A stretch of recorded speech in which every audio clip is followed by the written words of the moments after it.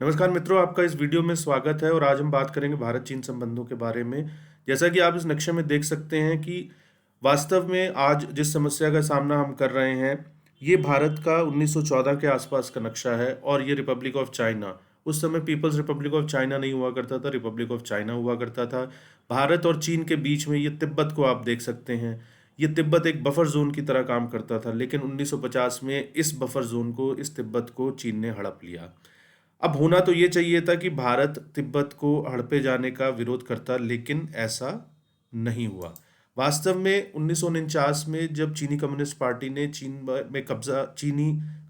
चीन पर कब्जा कर लिया और वहाँ की राष्ट्रवादियों की सरकार को उखाड़ फेंका तथा चीन को एक कम्युनिस्ट डिक्टेटरशिप के रूप में पीपल्स रिपब्लिक ऑफ चाइना बना दिया, उसके बाद उसी समय तुरंत पंडित जवाहरलाल नेहरू ने उसको रिकॉग्नाइज किया। उन्हें बहुत जल्दी थी, लगता है कि चीन को वैधता प्रदान करने की।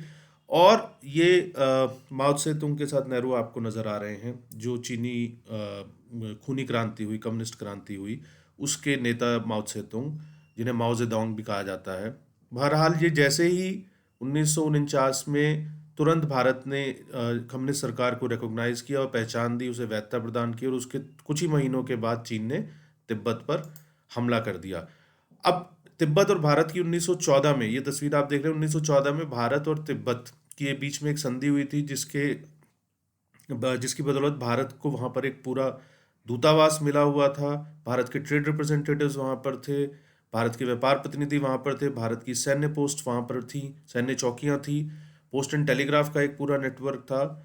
और कुल मिलाकर तिब्बत को के अंदर ये जो सारी सुविधाएं भारत को मिली हुई थी, ये सारे प्रिविलेजेस मिली हुई थी। जब 1947 में भारत आज़ाद हुआ तो आज़ाद भारत को भी ये ट्रीटी के तहत ये सारी सुविधाएं मिली हुई थी। लेकिन पंडित जवाहरलाल नेहरू ने ना केवल तिब्बत को हड़पे जाने के का कोई विरोध नहीं किया, बल्कि उन्होंने ये सारी सुविधाएं भी 1950 और 1960 के दशक में 1954 के अंदर एक एग्रीमेंट हुआ था, उसके तहत ये सारी की सारी सुविधाएं छोड़ दी और तिब्बत पर चीन के आधिपत्य को स्वीकार कर लिया। यहाँ यह बताना भी आवश्यक है कि 1949 में ही तिब्बत को लग रहा था कि चीन तिब्बत पर हमला करेगा। इसके लिए उन्होंने पंडित नेहरू से मदद मांगी थी, लेकिन पंडित नेहरू ने भारत की ओर से कोई मदद करने से इनकार कर दिया।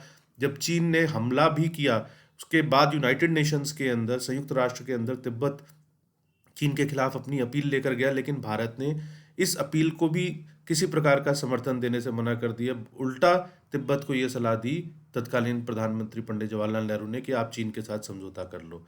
तो इस प्रकार से, जैसा मैंने आपको पहले भी बताया था कि तिब्बत एक बफर जोन की तरह काम कर रहा था, एक महत्वपूर्ण बफर जोन की तरह, और वो बफर जोन 1950 के बाद हमारे हाथ से निकल गया और तत्कालीन सरकार ने इस विषय में कोई त्वरित कार्रवाई नहीं की, कोई ऐसी कार्रवाई नहीं की, जबकि तिब्बत किसी भी हालत में भारत के साथ रहना चाहता था, चीन के हाथ में नहीं जाना चाहता था।